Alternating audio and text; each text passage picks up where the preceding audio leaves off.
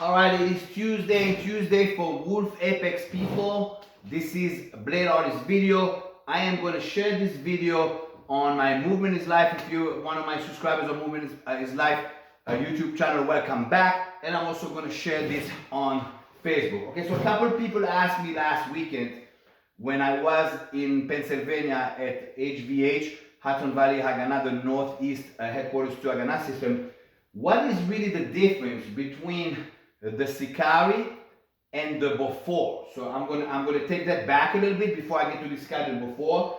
The first gen of the Oreh 5132, the smaller of the knives was called the Ghost, and the Ghost came in a sheath that was inside waistband, and it was a little bit more slick, so when it comes out of the body it doesn't scratch you, this and that. This is considered a Ghost Warrior knife. Now, Ghost Warriors in Israel is the nickname to Mr. Aravim. Mr. Aravim are the undercover agents in Duvdevan, in Sanson, in Yamas, and basically they're undercover and they don't want to show their knife. Therefore, their knife is much smaller. The knife is designed to be hidden, and it's why it's called a Ghost Warrior. Okay, fast forward to the first gen Oreh 5132, the Deadly Warrior. Okay, the Deadly Warrior is a full-size 9-inch knife, and this is considered a fighting knife. Okay, so I'm going to explain now. I'm going to fast forward to the Sikari and the before. That was Gen 1. Here's our Gen 2. Okay, the Gen 2 Sikari is very similar to the Gen 1, with the handle being a little bit larger, so it fits more in the size of a man's hand or a big guy's hand. And it is a blade that's an EDC. Also, Sikari means assassin. It was the first assassins of the Tzeelot for the Romans back in the ancient days in Israel. It goes all the way to the Masada days. And this is a knife that the original Sikaris were hiding blades in their clothing and assassinating people in crowds. So the Sikari is essentially a hidden knife. It is not a fighting knife. It's not a knife fighting knife. Also, it is what a lot of people now are carrying as their EDC for cutting stuff. It's extremely sharp. It's a razor sharp for all kinds of things, and for self-defense if they need it for self-defense. However, this is not a fighting knife, and I'm going to explain in a second when I grab the before. Okay, so here, fast forward to the before. The before is a full-size 10-inch knife. This is a fighting knife. I'll explain why. When you hold your knife, if you're in regular grip, you want your knuckles to be lined up with the blade. So whenever you slash, basically the blade is lined up with your knuckles. Now watch this. I'm going to make a disclaimer. When you train, never train with a real knife.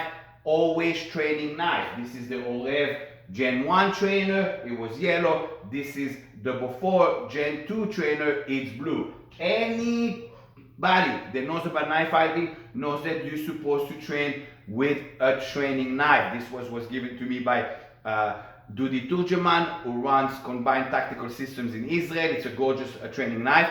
And you only train with training blades, being aluminum or steel or rubber or plastic, never with the real deal. You will get cut. It's the same thing. That's what's happening now in current affairs with the prop gun with Alec Baldwin. You don't want to become the Alec Baldwin of knives. You want to train with a trainer. Any serious knife that considers himself a fighting knife has a trainer. If somebody tells you, oh, I designed this knife, it's for fighting, and that they don't have a trainer, it's a problem, because if you don't have a trainer for your fighting knife, nobody can train in your fighting techniques or tactics or whatever you want to call it. Okay, so let's fast forward now why this is a fighting knife versus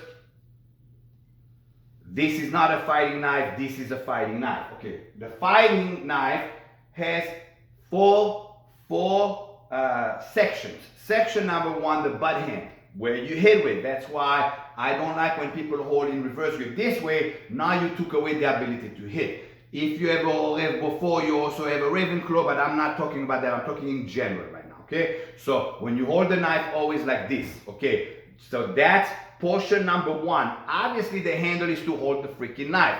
Portion number 3 is the blocking part of the knife. This part of the knife right here is the blocking part of the knife.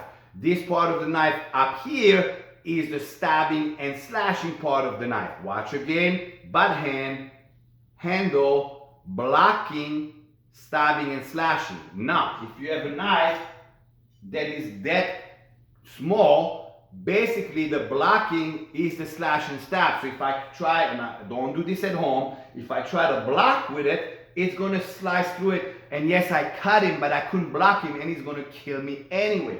That's why a fighting knife has to be long enough that there is half of the portion is effectively, half of the portion of the blade is effectively blocking and half of the portion is slash and stabbing. If the knife is too short and that condensed into one, it is no longer a fighting knife. Also, the issues of serration versus no serration, okay? This knife is straight here and serrated here, okay? The Gen 3 that will come after the before will be straight blade here and straight blade here and only serration here, okay? Why? The serration is kind of like in knife fighting, like a topic of debate. Okay, I like serration, I don't like serration. It's going to get caught in the clothing. It's not going to get caught in the clothing. However, if let's say the guy has a kafia around his neck, okay, the regular blade will slide through and you can continue movement. The serration will get stuck, not cut through, and now you stuck. That's why on our Gen 3 we actually made that a straight blade and only serration here. But that's to debate. There's a lot of people who love serration versus no serration. That's kind of like became like a preference. But the fighting knife is according to the size of the blade, having the portion for blocking and have a portion for killing, either slashing or stabbing. If those two are condensed in a smaller size or into only one of the two, it is no longer a fighting knife. You do not have the ability to block anymore with that knife, and that's a problem. Same thing if you're in reverse grip and now I trap him. If that blade is too short, like the Sikari, and I trapped him, basically he'll get cut but get free. When the blade is long enough, and let me grab a trainer. If the blade is long enough, he's stuck there. If it was too short, he gets out. Yes, he got cut, but he gets out. So here we go. It was more of an educational video for my Wolf Apex people today. The difference between an EDC knife versus a fighting knife is the size. It's gotta have that size for block. This is a true fighting knife. This is a true fighting knife, okay? Especially the before and the 5132. There are big knives that are not fighting knives. They're survival knives, the tool knives, whatever the fuck you want to call it knife, but they're actually not fighting knife. The OF 5132 and the before is a pure destroy evil machine fighting knife. This is not to open cans. This is not to cut ropes.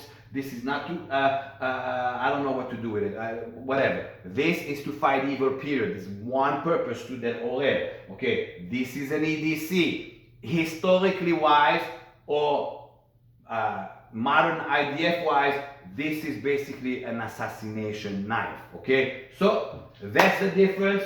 Always hold your knife with your knuckle aligned with the blade. Even if you're in reverse grip, that's the same thing. Never put your butt hand here. I am not a fan at all of knives that you put your thumb like that. These are the guards that you can never, if right now I stab a guy and he's got a ceramic vest and I can't get through, my hand will not slide and cut my own hand. Okay, that's why you have those. If you have a knife that allows you to put your thumb like that, that means it doesn't have this, and it's the same problem. Or you're putting your thumb like that and I fucking chop off your fucking thumb to begin with. Okay, also I personally don't like knives where you can put your thumb like that and then you have people who say, well, that's because it's the same grip as holding a gun. In Israel, we don't hold guns like this, we hold guns like this. Why? Because in Israel, we want the grip to be the same as a punch, is the same as holding a knife. the same as holding a knife, is the same as holding a gun. The same as holding a gun is the same as holding a rifle. Nobody holds a rifle like that, nobody holds a gun like this. It's this way. So when I hold my knife, it's this way, not this way. Alright guys, that was kind of like a mixed match video about the grip, what a fighting knife is versus an EDC knife, why this is considered an undercover ghost knife, assassination knife, whatever. When you have a knife and you come from behind and basically you stab him in surprise, it's not a fighting knife, it's a surprise knife, it's an assassination knife, it's a ghost fighter knife, it's a Sikari knife, whatever the hell you want to call it. You didn't fight. In other words, you came out of nowhere. If you're fighting with a knife, you want to have the blocking and the killing part of the knife. Guys, it is Tuesday. Fantastic weekend at HVH last weekend. See you guys tomorrow. Muay Thai boxing.